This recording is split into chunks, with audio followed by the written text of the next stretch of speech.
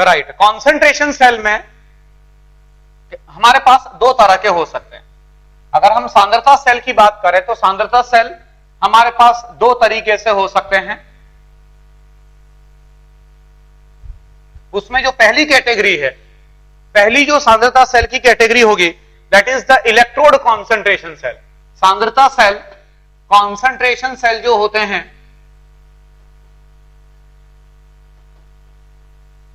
वो दो तरीके के हो सकते हैं। सबसे पहले तो मैं ये बताऊं आपको कि कॉन्सेंट्रेशन सेल होते क्या हैं। कॉन्सेंट्रेशन सेल वो सेल होते हैं जिसमें कि जो ईएमएफ है वो ईएमएफ केमिकल रिएक्शन के थ्रू नहीं होता है, मैटर का ट्रांसफर होता है, मैटर का फ्लो होता है। मैटर के फ्लो की वजह से जो ईएमएफ हमें प्राप्त होता है, मैटर के फ्लो की वजह से, राइट, जो हमारे को ईएमएफ प्राप्त होता है उन्हें आप कॉन्सेंट्रेशन सेल कहते हैं। कॉन्सेंट्रेशन सेल दो तरीके से हो सकते हैं। एक होता है electrode concentration cell, electrode concentration cell, और दूसरा है इलेक्ट्रोलाइट कॉन्सेंट्रेशन सेल। इलेक्ट्रोलाइट मतलब अपघटय सांद्रता cell, concentration cell.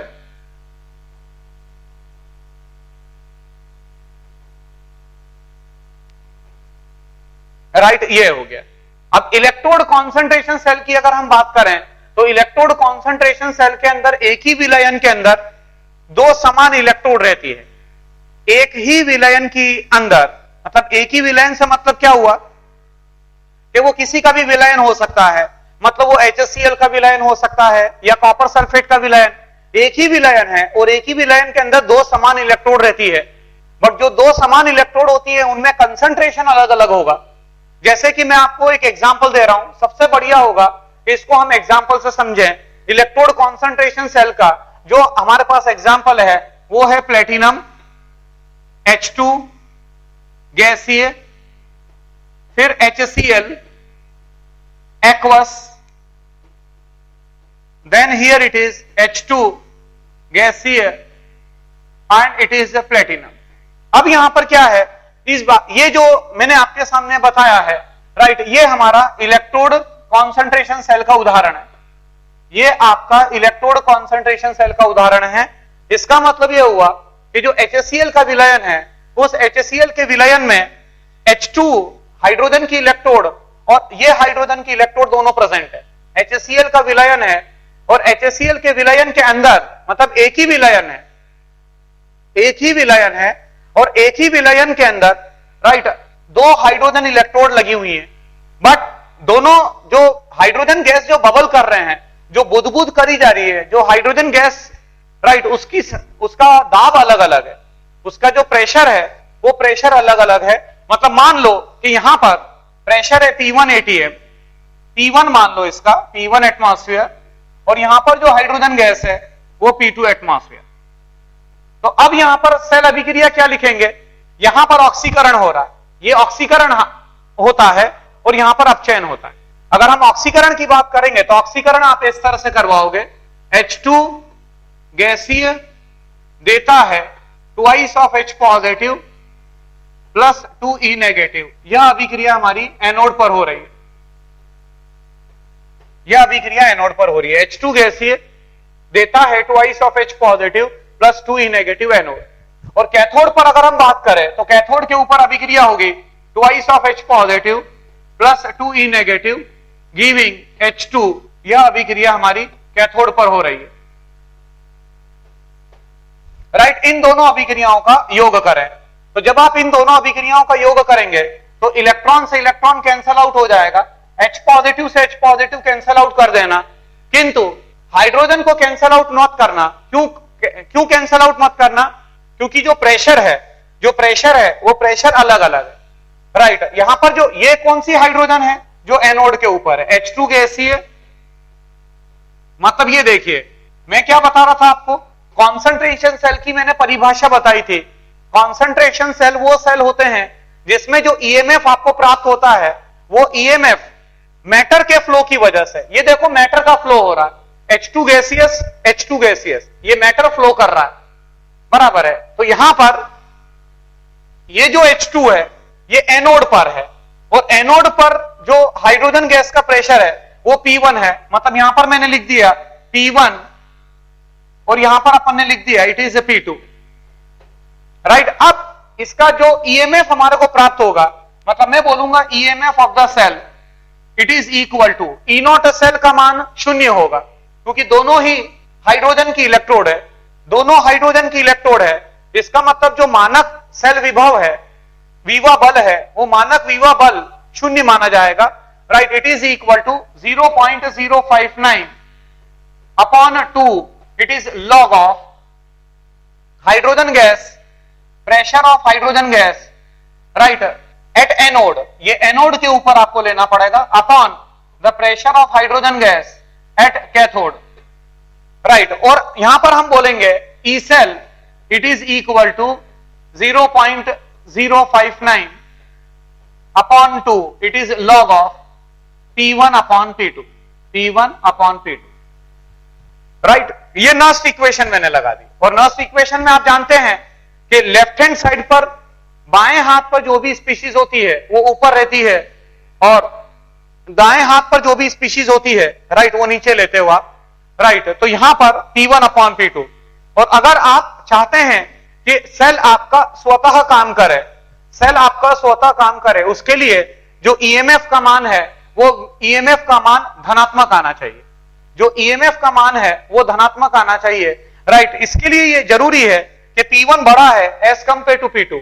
P1 must be greater than, अगर आप चाहते हैं कि सेल आपका स्वतः काम करे तो P1 बड़ा होना चाहिए P2 के मुकाबले, राइट। तो ये आपका इलेक्ट्रोड सांद्रता सेल का उदाहरण था, ये आपके सामने मैंने लिखा है,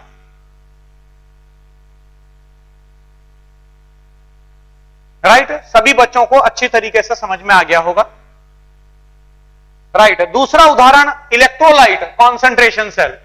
इलेक्ट्रोलाइट कॉन्सेंट्रेशन सेल की अगर हम बात करें तो इलेक्ट्रोलाइट कॉन्सेंट्रेशन सेल के अंदर एक ही विलयन नहीं होता है, यहां पर इलेक्ट्रोड कॉन्सेंट्रेशन सेल में आपका एक ही विलयन था, और एक ही विलयन के अंदर दो समान इलेक्ट्रोड मौजूद थी, किंतु जो दाब था वो अलग अलग था, दाब जो था वो अलग अलग था। अब अगर हम इलेक्ट्रोलाइट कॉन्सेंट्रेशन सेल की बात करें, एक उदाहरण मैं ले रहा हूं आपको, अगर हम इलेक्ट्रोलाइट कॉन्सेंट्रेशन सेल की बात करें तो इलेक्ट्रोलाइट कॉन्सेंट्रेशन सेल का जो उदाहरण है वो ये हो जाएगा, इट इज प्लेटिनम,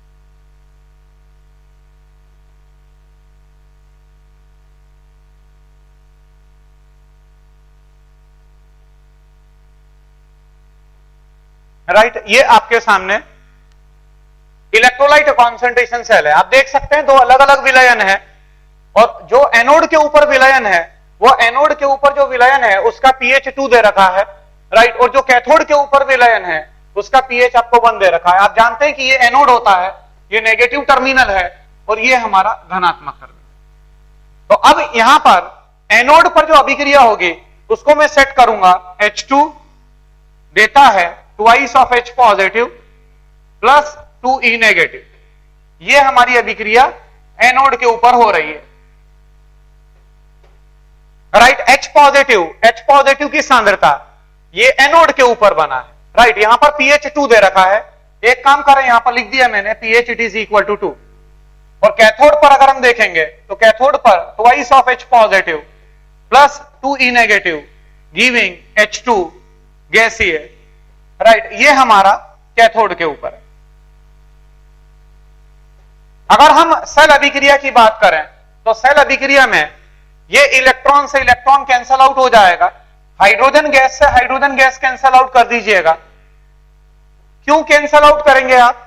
क्योंकि जो प्रेशर है वो प्रेशर समान है 1 atm 1 atm, राइट। ये जो H पॉजिटिव है, ये H पॉजिटिव की सांद्रता जो pH है वो 1 है। यहां पर हमने लिख दिया pH it is equal to 1, अर्थात मैं बोलूंगा ट्वाइस ऑफ H पॉजिटिव देता है ट्वाइस ऑफ H पॉजिटिव, मतलब ये मैटर का फ्लो हो रहा है। ये कैथोड के ऊपर H पॉजिटिव है, ये आपका एनोड के ऊपर है। यहां पर pH हमारा 1 है, राइट। इसका मतलब जो सांद्रता है वो है 10⁻⁻1, और ये एनोड पर जो H पॉजिटिव की सांद्रता है दैट इज इक्वल टू 10⁻⁻2 मोल पर लीटर। यहां पर है 10⁻⁻1 मोल पर लीटर, और यहां पर है 10⁻⁻2 मोल पर लीटर, राइट। तो मैंने क्या बोला, सांद्रता सेल जो होते हैं वो सांद्रता सेल के अंदर जो ईएमएफ है वो ईएमएफ मैटर के फ्लो की वजह से होता है। मैटर मतलब द्रव्य, द्रव्य के फ्लो की वजह से होता है। मतलब H पॉजिटिव कैथोड से एनोड की तरफ जा रहे हैं। अगर आप इस अभिक्रिया को देखोगे तो ये अभिक्रिया ये बताती है कि H पॉजिटिव कैथोड से एनोड की तरफ जा रहे हैं। इसका मतलब कैथोड के ऊपर H पॉजिटिव की सांद्रता कम हो रही है और एनोड के ऊपर H पॉजिटिव की सांद्रता बढ़ रही है, राइट। तो यहां जो अभिक्रिया आपकी बनेगी और जो ईएमएफ प्राप्त होगा, राइट, वो देख लीजिएगा। मतलब मैं बोलूंगा EMF of the cell it is equal to E naught, cell का मान 0 माना जाएगा, राइट, 0.059 अपॉन, यहां पर एक काम करें, ये 2 से ये 2 कैंसल आउट कर सकते हैं आप, तो ये 2 से ये 2 कैंसल आउट हो गया। इसका मतलब जो n का मान है वो 1 ले सकते हैं आप। ये H पॉजिटिव कब मिलेगा? तब मिलेगा जब n का मान 1 होगा। इट मींस यहां पर मैं लिखूंगा 0.059 upon 1 log of H positive concentration जो कैथोड के ऊपर है, H positive concentration at cathode upon the H positive concentration at anode, right. अर्थात ये हो जाएगा E cell it is equal to 0.059 upon 1 log of H positive concentration at cathode, cathode पर है 10⁻⁻1 अपॉन 10⁻⁻2, राइट। इसको सॉल्व करेंगे तो ये 10 आ जाएगा। लॉग 10 1 होता है, मतलब जो सेल विभव है वह सेल विभव का मान आपको मिल जाएगा 0.059 वोल्ट, राइट। ये समझ में आ गई होगी बात। तो ये आपका सांद्रता सेल भी बच्चों क्लियर हुआ है, राइट। इसके कुछ उदाहरण हम और ले रहे हैं आपके सामने, देखिएगा, राइट। अब यहां पर पहला क्वेश्चन हम ले रहे हैं, देखिएगा। आपको एक सेल रिप्रेजेंटेशन दे रखा है,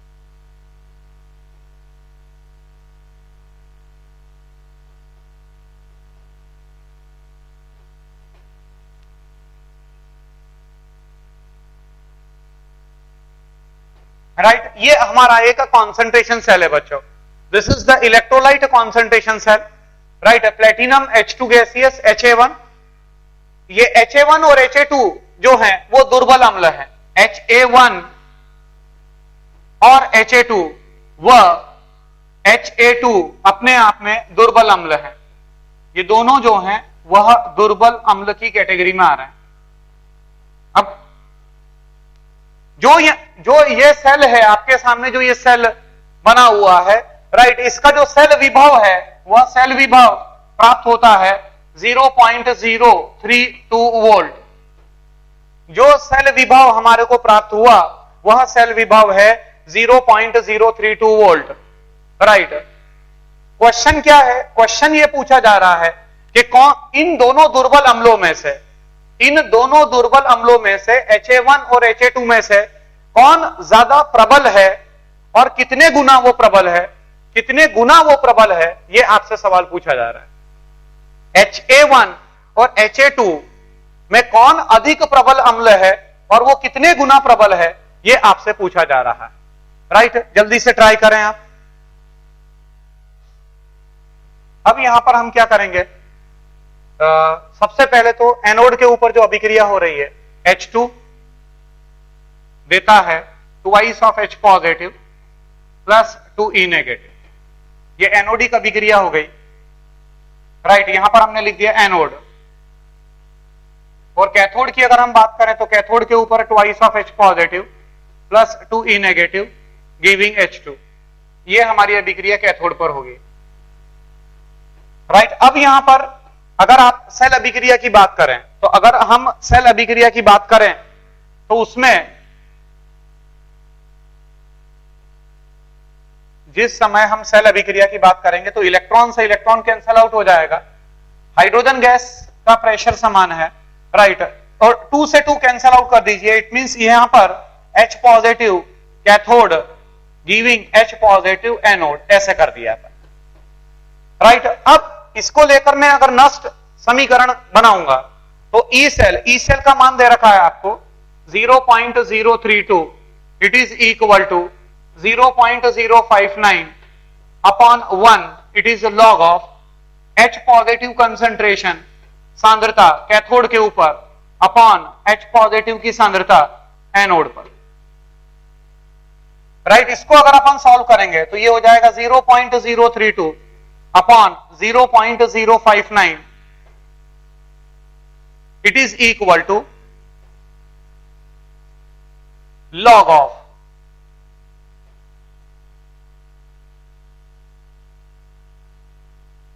H पॉजिटिव कंसंट्रेशन कैथोड पर upon the H positive concentration anode पर। राइट, और अगर आप इसका एंटीलॉग, भाई हमारे को एंटीलॉग लेना पड़ेगा 0.032 अपॉन 0.059, 32 अपॉन 59, मतलब ये तकरीबन जब आप इसका एंटीलॉग लेंगे तो ये मिल जाएगा हमारे को 3.5, it is equal to H positive concentration at cathode upon the H positive concentration at anode. तो आपसे ये पूछा जा रहा था कि कौन ज्यादा प्रबल अम्ल है, इसका मतलब जो Ha2 है वो Ha2 ज्यादा प्रबल अम्ल है एज कंपेयर टू Ha1, और वो कितने गुना है, वो 3.5 गुना होगा। राइट, क्योंकि कोई जो अम्ल है उस अम्ल की ताकत इस बात पर डिपेंड करती है, इस बात के ऊपर निर्भर करती है कि वो कितना H पॉजिटिव देता है, कितना वो H पॉजिटिव देता है। तो यहां पर जो H positive concentration cathode upon anode वो 3.5 है, तो 3.5 है, इसका मतलब ये हुआ कि वो जो Ha2 है वह प्रबल अम्ल है Ha1 के मुकाबले। राइट, अगला क्वेश्चन लिखिएगा, दो सिल्वर इलेक्ट्रोड को जोड़कर एक सांद्रता सेल का निर्माण किया गया। दो सिल्वर इलेक्ट्रोड को आपस में जोड़कर एक सांद्रता सेल का निर्माण किया गया। एक सिल्वर इलेक्ट्रोड AgCl के संतृप्त विलयन में, AgCl के संतृप्त विलयन में AgCl के संतृप्त विलयन में उपस्थित है। वह दूसरी सिल्वर इलेक्ट्रोड सिल्वर क्रोमेट के संतृप्त विलयन में मौजूद है। एक सिल्वर इलेक्ट्रोड AgCl के संतृप्त विलयन में उपस्थित है, वह दूसरी सिल्वर इलेक्ट्रोड सिल्वर क्रोमेट के संतृप्त विलयन में उपस्थित है। राइट, यदि विलयता गुणनफल का मान AgCl व सिल्वर क्रोमेट के लिए ये दे रखा है आपको 2 गुणित 10 की घात में ऋण 10 और यहां है 4 गुणित 10 की घात में ऋण 12, तब दिए हुए सांद्रता सेल के लिए विवा बल का मान ज्ञात कीजिए। दिए हुए सांद्रता सेल के लिए V व बल का मान ज्ञात कीजिए। राइट, अटेम्प्ट करें इसको। सबसे पहले बच्चों क्या करो आप कि जो AgCl का संतृप्त विलयन है उसमें सिल्वर आयन की सांद्रता ज्ञात कर लो। मतलब मैं बोलूंगा KSP AgCl का, यहां पर मैं बोलूंगा KSP it is equal to S square, right, AgCl के लिए। और KSP का मान दे रखा है 2 गुणित 10 की घात में ऋण 10 it is equal to S square. मतलब S का मान पता चल जाएगा √2 इंटू 10⁻⁻5 मोल पर लीटर। मतलब AgCl के संतृप्त विलयन के अंदर जो सिल्वर आयन की सांद्रता आपने ज्ञात करी वो है √2 इंटू 10⁻⁻5 मोल पर लीटर। ये Ag पॉजिटिव AgCl के विलयन में, राइट। उसी तरीके से सिल्वर क्रोमेट के विलयन में सिल्वर आयन की मैं सांद्रता ज्ञात करूंगा। इसके लिए मैं क्या बोलूंगा, इसके लिए मैं बोलूंगा KSP it is equal to 4S cube, अर्थात 4 गुणित 10 की घात में ऋण 12 it is equal to 4S cube, अर्थात S का मान आ जाएगा 10 की घात में ऋण 4 मोल पर litre.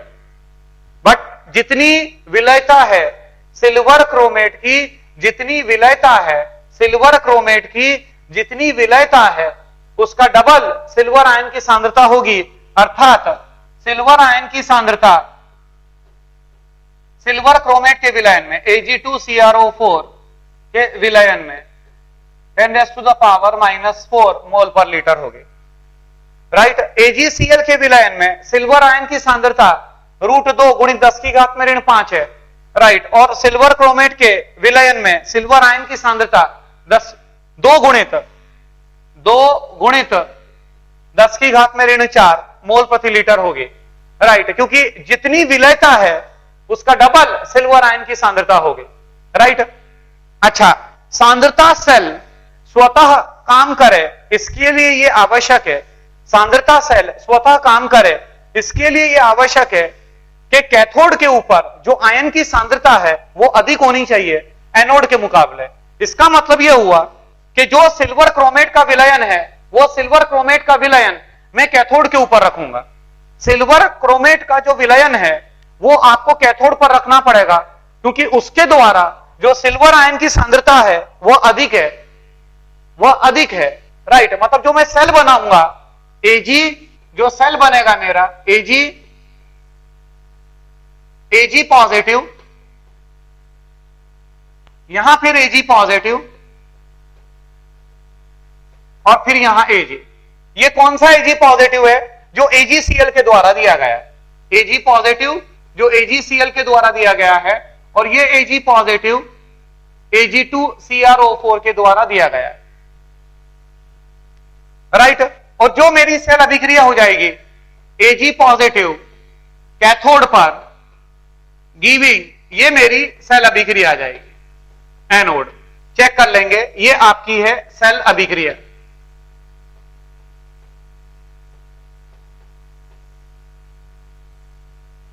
Ag positive cathode, Ag positive anode. मतलब मैं विवा बल मुझे ज्ञात करना है, विद्युत वाहक बल ज्ञात करना है, तो E cell it is equal to 0.059 upon 1 it is log of silver ion जो कैथोड के ऊपर है।